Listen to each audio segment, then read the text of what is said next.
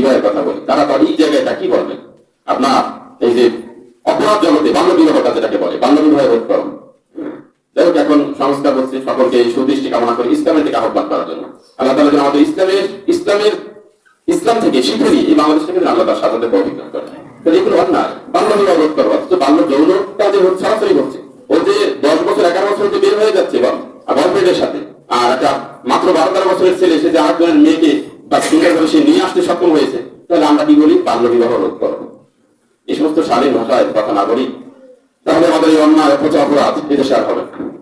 বলতেছিলাম ফ্যামিলি শিক্ষা, উত্তম আদর, শিষ্টাচার, এটা আমাদের ফ্যামিলি থেকে আসতে হবে, তাহলে আমাদের সন্তান উত্তম আদর্শে আদর্শিত হবে। তো হযরত আব্দুল্লাহ রাদিয়াল্লাহু তাআলা হতে বর্ণিত, রাসূল পাক সাল্লাল্লাহু আলাইহি ওয়াসাল্লাম ইরশাদ করেন যে প্রথমে সালাম করে সে অহংকার মুক্ত হয়। সুবহানাল্লাহ।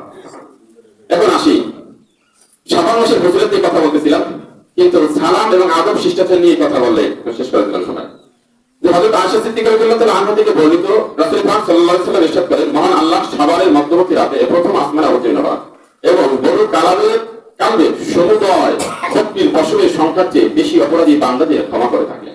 সুবহানাল্লাহ। অর্থাৎ ওই কাল গোত্রে অনেক পাল ছিল, মানে বকরি পালতো তারা।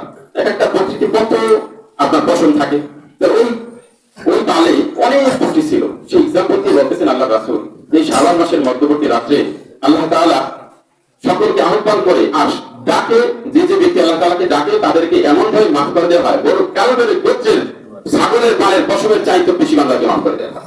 সুবহানাল্লাহ। তার একটা ছাগল চিন্তা করেন, একটা ছাগলের কত পশম থাকে।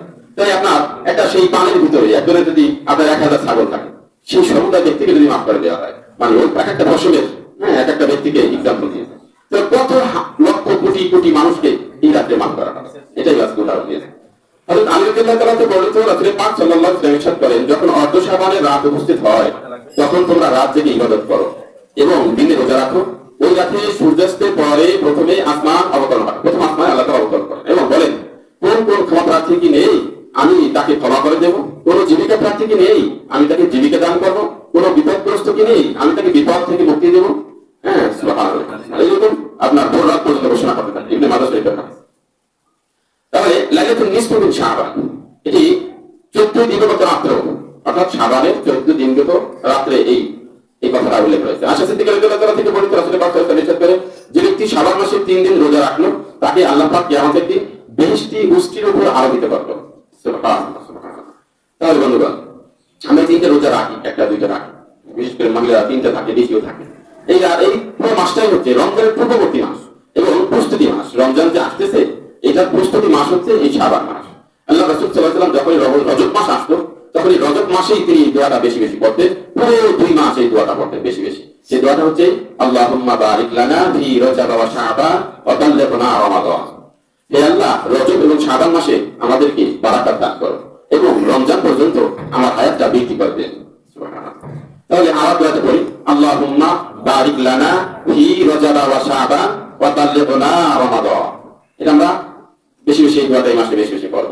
আল্লাহ রাসূল সাল্লাল্লাহু আলাইহি ওয়াসাল্লাম এই রজব এবং শাবান মাসে এমন ভাবে রোজা রাখতেন, মনে হয় যেন তিনি আর রোজা ছাড়বেন না। এমন ভাবে ইবাদত করতেন, মনে হয় যে তিনি আর রাত্রি যাপন করবেন না, মানে ঘুমিয়ে নিদ্রা যাবেন না। এইভাবে তিনি রজব এবং শাবান মাসে বেশি বেশি ইবাদত করতেন। আয়েশা সিদ্দিকা রাদিয়াল্লাহু তাআলা বলছেন যে আমি রমজানের পরে যদি কোনো মাস ইবাদত করতে বেশি দেখি আল্লাহ রাসূলকে, সেই মাসটা হচ্ছে শাবান মাস।